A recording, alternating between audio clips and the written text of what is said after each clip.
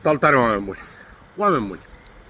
Eu în fiecare zi încerc să vă aduc câte o bucată din marele puzzle din tot ceea ce s-a întâmplat în decembrie până acum, pentru a avea o imagine de ansamblu despre cum s-au rezolvat, între ghilimele, alegerile din decembrie, dar și alegerile din mai, unde Nicușor Dan a ieșit votat de 6 milioane și ceva de oameni, dar care a avut audiență zero când a apărut la Euronews.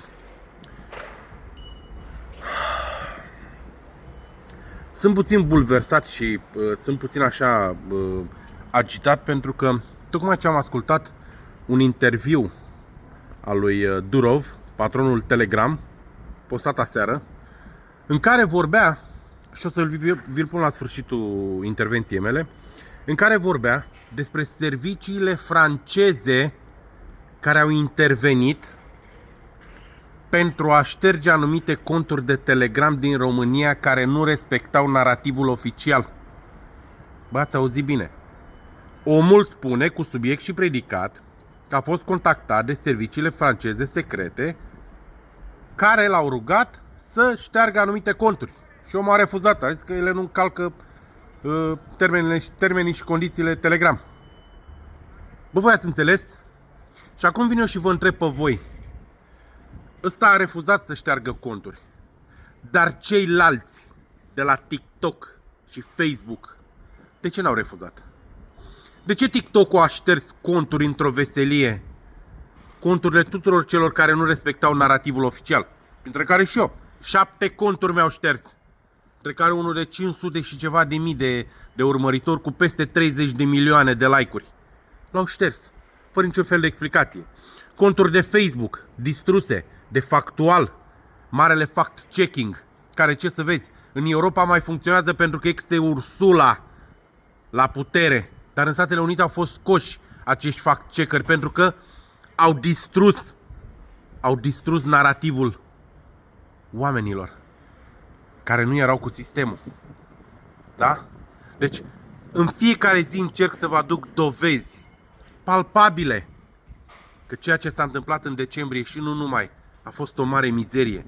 Eu nu sunt Nicușor Dan să vin să vă spun mai trebuie să căutăm dovezi, să vedem, mai trebuie să mai colectăm, mai trebuie să vedem cum facem. Eu nu sunt Iohannis să vin la voi cu hârtii trase la Xerox, desecretizate, care n-arătau nimic. Și după 8-9 luni de zile, nici în momentul de față ei nu au venit cu dovezi palpabile. Cu dovezi, bă, cu dovezi că a fost implicată Federația Rusă, că au fost implicați actori statali, că au fost implicați, nu știu, klingonienii în alegerile din decembrie, când au fost anulate pe nedrept și au refuzat candidatura lui Călin Georgescu. În fiecare zi încerc să vă aduc chestiile astea și să vă deschid ochii. Și sunt indivizi care în continuare mă înjură și mă fac trompeta Kremlinului, eu arătându-le alb pe negru dovezi că sunt mințiți și manipulați. Deci cum e, oameni buni, ca un serviciu secret francez să roage un patron de rețea de Telegram să șteargă conturi din România că nu respectau narativul unui anumit candidat conservator? Cum e, mă, fraților, treaba asta? Cum, mă, să nu fii revoltat, mă? Cum, bă, să nu urli de dimineață până seara cu ceea ce se întâmplă în țara asta, mă? Asta este cenzură politică, oameni buni. 100% cenzură politică, pentru că eu și câțiva ca mine nu respectăm narativul oficial și nu ne lăsăm prostiți de acești indivizi pentru care banii și puterea sunt totul. Nu mai contează omenia, nu mai contează România, nu mai contează nimic. Contează doar banii și puterea. Sunt bolnavi după putere și după bani. Nu-i mai interesează viitorul acestei țări. Vizionare plăcută. Let me ask you about an example of the thing you're talking about. Tell the saga of Telegram in the Romanian election. So amidst all this, you were still fighting to preserve the freedom of speech.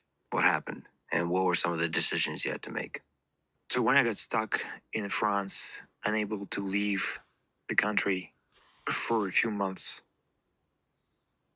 I was offered to meet the head of state foreign intelligence services through a person I know quite well. It's actually a well-known tech entrepreneur in France, and he's well connected. And he said, "This guy wants to meet you." I said, "Okay, fine, let's do that, but I'm not promising anything."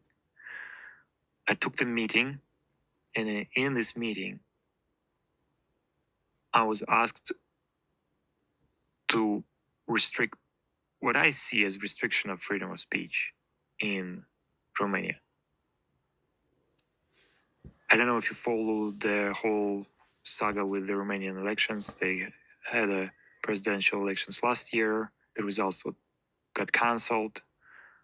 Now, Romania at that point, when I had this meeting, was preparing for a new presidential elections.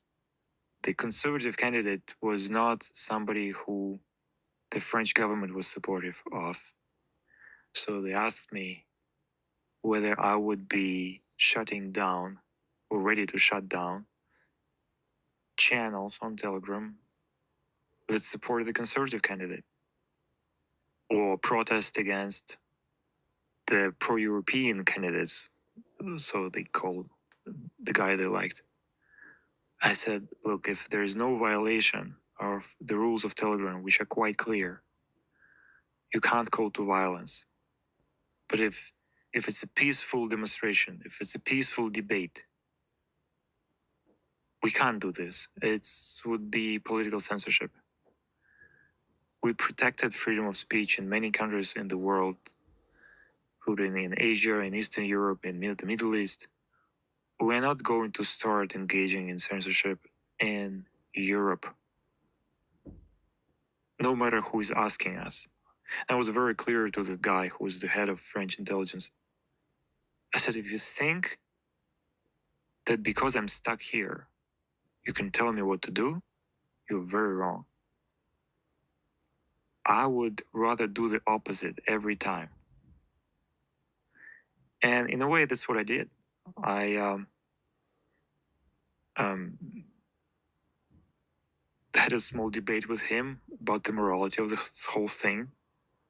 And then at a certain point, just disclose the content of this entire conversation, because I never signed an NDA. I don't ever sign NDAs with any people like that.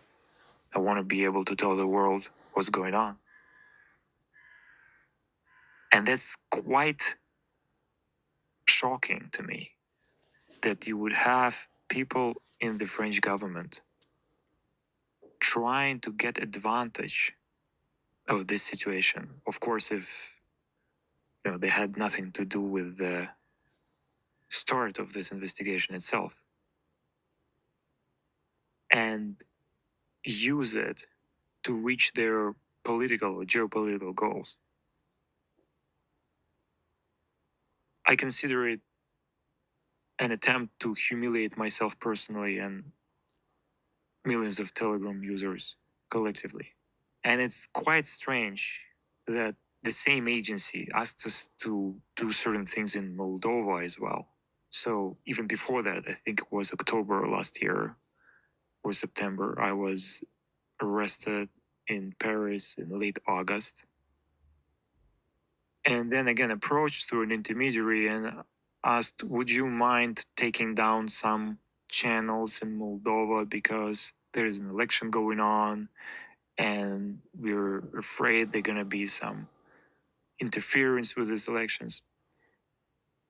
Could you please connect with representatives of the government of Moldova and take care of it? We said, we're happy to take a look at it and see if there is content there that is in violation of our rules. And they sent us a list of channels and bots. Some of them were, so it was a very short list, and some of these channels and bots were in violation indeed of our rules, and we took them down, only a few of them. The rest were okay. Then they said thank you and sent us another list of dozens of channels, many channels. We looked at these channels, we realized that there is no solid foundation to justify banning them, and we refused to do that. But interestingly enough, the French intelligence services that were asking us to do this in Moldova. Let me know through their contact that after Telegram banned the few channels that were in violation of our rules in Moldova, they talked to my judge, the investigative judge in this investigation that has been started against me, and told the judge good things about me, which I found very confusing and in a way shocking, because these two matters have nothing in common.